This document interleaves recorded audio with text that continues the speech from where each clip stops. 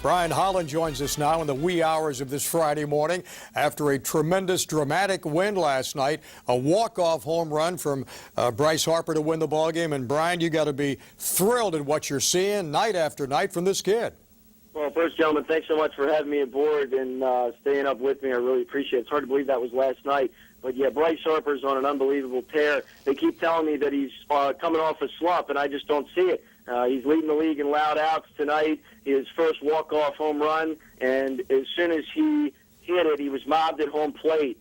And talking to him in the aftermath, you could see it in his eyes. It was really something special for him, and we've talked about all the fun stuff. I came on with you guys last time, and we talked about the Grand Slam. This is just another notch on his belt. It was an unbelievable shot this time, a titanic blast over the center field wall, and it was a blast to call. The fans that stuck around for it were really treated to something awesome, and it was going into the bottom of the 10th, not looking too great. And what can I say? The babyface basher does it again.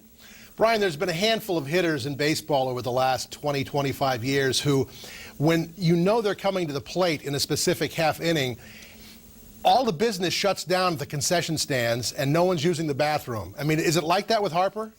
That's a great point, Phil, and I experienced that up in Philadelphia in Ryan Howard's first year. It's very similar to that. When he is in the left-handed batter's box, all eyes are on him, and now that his eyeballs are seeing 20/20 vision, or I guess as he said, high definition, he's out there having fun. And this was just an unbelievable moment for us. We've been battling a bit. We came off a road trip in which we split 4 games that we probably should have won 3 or 4 of, and we were down in the bottom of the 10th, and Adrian Sanchez got on first with a double, and Bryce Harper came up and just does what he does, and he can hit at will. It really has been an unbelievable trip to watch this kid hit, and he's wearing out the South Atlantic League. We know that our days are numbered in having Bryce Harper, and as we near the All-Star break, we're kind of getting excited about circling a magic number after this homestand and possibly winning the first half. We talked about that last time, how fun it is to be around this clubhouse, a bunch of guys that want to win and know how to win. Bryce Harper's no different. 4 for 5 here tonight, and the walk-off home run, I don't think he'll forget this. This, in some way, felt bigger than the Grand Slam home run that we talked about last time. This is the farthest ball he's hit, and I said that a couple of nights ago in his last home run. I measured it over 425. It was electric. I had goosebumps coming off the air tonight.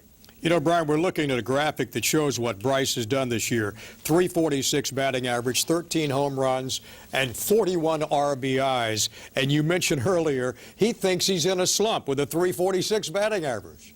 Yeah, I find that comical. I mean, with runners on 390, runners in scoring position 381, bases empty 297. He had a ball over a 26-foot wall in center tonight. I mean, this guy is so terrific and so fun to watch. There's parts of his game that obviously still need to get refined as he climbs that ladder. It'll be at the cadence of guys like Doug Harris and the boss, Mike Rizzo. However, he continues to grow in front of us. There's situations on the base paths that I think he could improve upon, but as far as a pure hitter, everything he's been billed at as far as a 5-tool player, that gets thrown around at the major league level like an ace does. I don't believe that every major league club has an ace or a 5-tool player. Harper is as 5-toolsy as it possibly gets, and I really think tonight he was on cloud 9. I mean, they mobbed him at home plate. Our clubhouse manager, Mike Yeck, I've never seen Big Mike get up that high. It was really fun, and the atmosphere was outstanding tonight.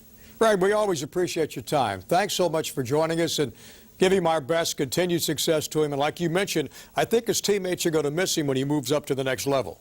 Well, I'm going to miss him too, but I wish him the best of luck, and I think you're going to be seeing him at the major league level here in the next season and a half or so. Number 34 is going to be somebody who ingrains himself, and it's been such a pleasure. Thanks, guys. Thanks for having me back. Okay, Bryan. Anytime, my friend. Thanks so much.